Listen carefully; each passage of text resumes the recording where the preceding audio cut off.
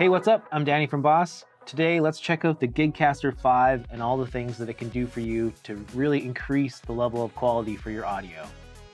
With Gigcaster 5, you have two XLR inputs. This is generally for microphones and plugging those in. You also have an instrument input. This can be basically for anything as long as you have the correct type of cable. You've got your main outputs, and you also have headphone outputs, and you have two of them so you can have two independent headphone mixes. You've got USB-C, which can be used for really high quality multi-track recording. We have a foot switch jack on the back, which pretty much lets you control anything hands-free. Starting with the touchscreen kind of gives you the lay of the land of everything, and that's how you can see what's going on at all times.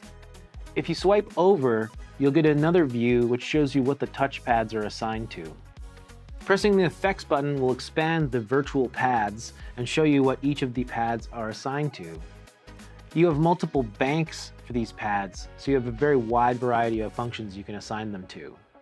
You can also press the sound button, which will switch these pads to sound effect pads, or you can load your own and trigger them. Pressing the channel button above each fader brings your settings for these channels, and we have 6 dedicated faders for each channel so you have hands-on control at all times.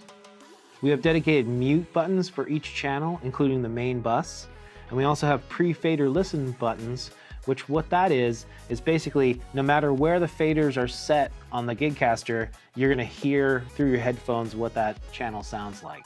For guitarists, we have a dedicated guitar jack right in the front, so let's check out the guitar effects. Press the channel button, and it'll bring into your input, your EQ, your effects, and your general settings. Under the guitar settings, if you press effects, you can bring up your patch selection, which you can save user patches. You have some quick select fader options here like bass, middle, treble. And if you press the gear icon, you can bring in the signal chain. What's cool about Gigcaster is you can take your finger and press on and off the effects, and you can even drag the effects to change the effect order. Pressing the home icon in the top right corner brings you back to the home screen.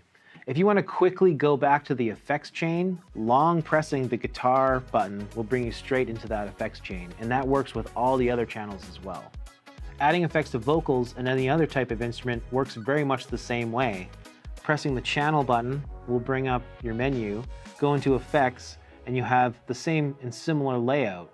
If you don't know what you're doing, it's totally okay. Pressing the musical note icon in the top left here will bring you a series of categories. You have singing presets, talking presets, and console presets. Console's like a studio mixing console, so adding like a little bit of pro polish at the end. Let's select a talk preset. In here you have different patches, so if you don't know what you're doing, totally okay. Find a patch that sounds good to you. Activate the channel by pressing the right power button till it's green. Like the guitar section, clicking the gear icon will bring you to the vocal effects chain. This is really handy to have things like noise suppressors to cut out unwanted noise. You have other channels as well. You have an instrument channel, as well as a USB and Bluetooth audio channel for piping in audio from a Bluetooth source of some kind. So that's a very quick overview on how to use the Gigcaster 5. We have lots of other videos available for more information. Thanks for watching. Have a great day.